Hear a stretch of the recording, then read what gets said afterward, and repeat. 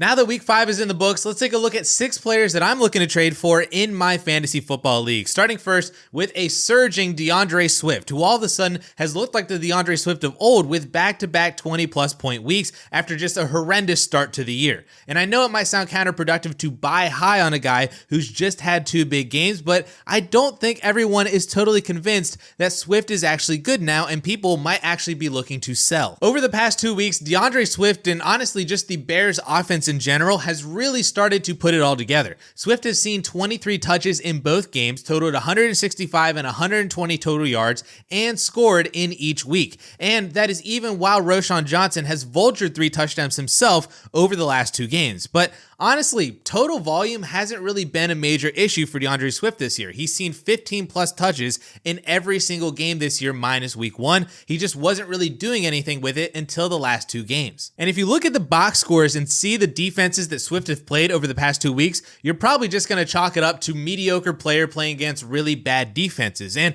I'm not going to argue with you. The Rams and Panthers defenses have been just awful against running backs this year. Both of them are bottom 6 against the position in fantasy points allowed. But look at the next 5 weeks for DeAndre Swift. They have the Jaguars this week, who are currently 29th against running backs in total fantasy points allowed. Then they have a bye week. Then in week 8, they play Washington, a very average-ish team against running backs at 18th overall. Then Arizona, who's 25th against the position. New England is 22nd. And then Green Bay is currently 16th. Swift does not face one above average or even good run defense over the next 6 weeks. So there's really no reason to believe that he can't continue producing well if all he needed was to just play bad defenses, because that's all he's going to be playing for the next month and a half. Now, I will let you know that we are going to have videos about players to buy and sell before your trade deadlines as you gear up for the fantasy playoffs. And I can just about guarantee you that DeAndre Swift will be a sell before your trade deadline. His December schedule is just absolutely brutal. But if you're in need of some points now to string together some wins to even make the fantasy playoffs,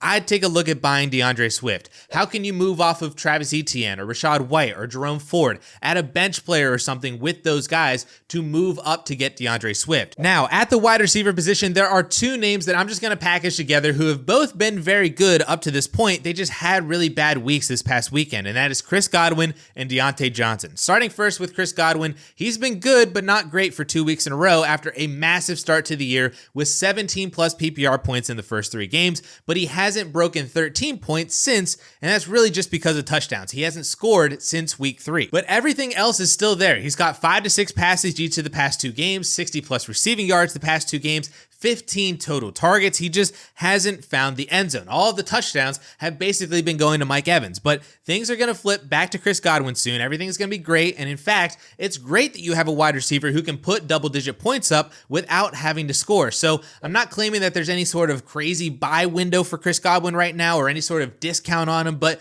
maybe he is a little bit more acquirable now than he was 2 to 3 weeks ago, and you could take advantage of that in trades. In a similar fashion, Diontae Johnson has also been great for 2 weeks in a row, but then this past week ran into a really good Chicago Bears defense, and that's all it was. Chicago's defense is good. They've been good all year, and they stifled Diontae Johnson. He still led the team in targets. He was the only Carolina Panther to see an end zone target this week. Things just didn't really work out. So through 5 weeks, we have seen 3 bad games from Diontae and 2 great games from Diontae. So it all comes down to what the manager who has Diontae in your league actually believes. Is he good? Is he bad? Has the Panthers' Dalton sanity run come to an end already? Depending on what they think, Diontae might be able to be pulled away maybe a little bit easier than he was a week or 2 ago. Again, not any sort of real discount, just a little bit more acquirable because he's not scoring 20 plus fantasy points every single week. Now, an actually interesting buy low candidate at the receiver position is Texans wide receiver Tank Dell, primarily because of the hamstring injury to Nico Collins that was originally labeled as day-to-day, but is now being called week-to-week. And I'm going to be honest with you, I am terrified of hamstring injuries. They are not to be messed with, and players can miss some serious time with these types of injuries. It's been a hamstring injury that's kept AJ Brown off the field since week 1, and we're just hoping that he's back this week. T. Higgins missed the first 2 weeks of the season with a hamstring injury from training camp. Cooper Kupp missed 4 games to start last year with a hamstring injury from training camp. This is not something to take lightly, and I would really not be shocked if Nico ended up on the short-term IR for 4 weeks, or at the very least missed 3 to 4 games anyway, even if he didn't land on IR. So if we're assuming a multi-week absence for Nico Collins, the two beneficiaries of his absence are, of course, Stefon Diggs and Tank Dell. Diggs has been very productive with Nico healthy. He's going to be much more expensive in trades, but I bet Tank Dell, the current fantasy wide receiver 72 in PPR leagues, I bet he could be had for relatively cheap in a trade. Remember, this is a player who last year as the wide receiver 2 on the team with Nico Collins was producing as a top 15 guy before he got hurt. He averaged 16.5 PPR points per game and put up 18 or more points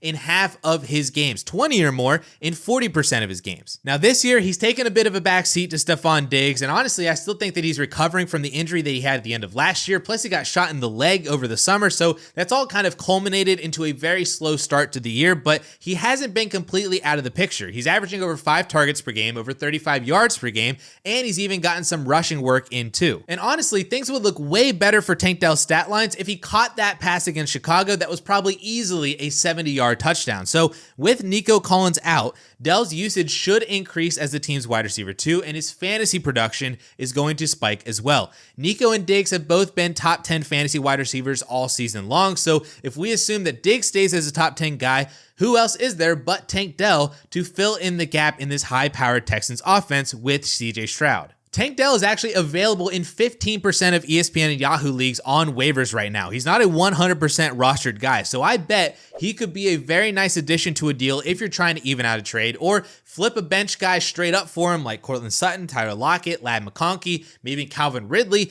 anyone who has been more productive up to this point but doesn't really have the upside that Tank Dell could have as the wide receiver 2 in Houston over the next few weeks. And then lastly, I'm sure most of you watching are very tuned into the Raiders situation right now, but just in case you're not, or just in case the other managers in your league are not, Davante Adams has 100% played his final snap in a Raiders uniform and will be traded probably by the end of the month. And based on the past 2 weeks, without Davante Adams, the big winners are Brock Bowers and Jakobi Meyers. Meyers is the clear wide receiver 1 on the team with 28 targets over the last 3 weeks, 9 or more in all 3 games, and has been a very productive fantasy wide receiver 2 or flex option without Davante Adams. The same goes for Brock Bowers, who just had a monster game this past weekend. Bowers is definitely going to be more expensive to buy in trades because of how good he's been so far and the fact that he's a tight end, but if there was ever a time to make an offer for either one of these guys, now is the time, because even if you feel like you're buying high right now,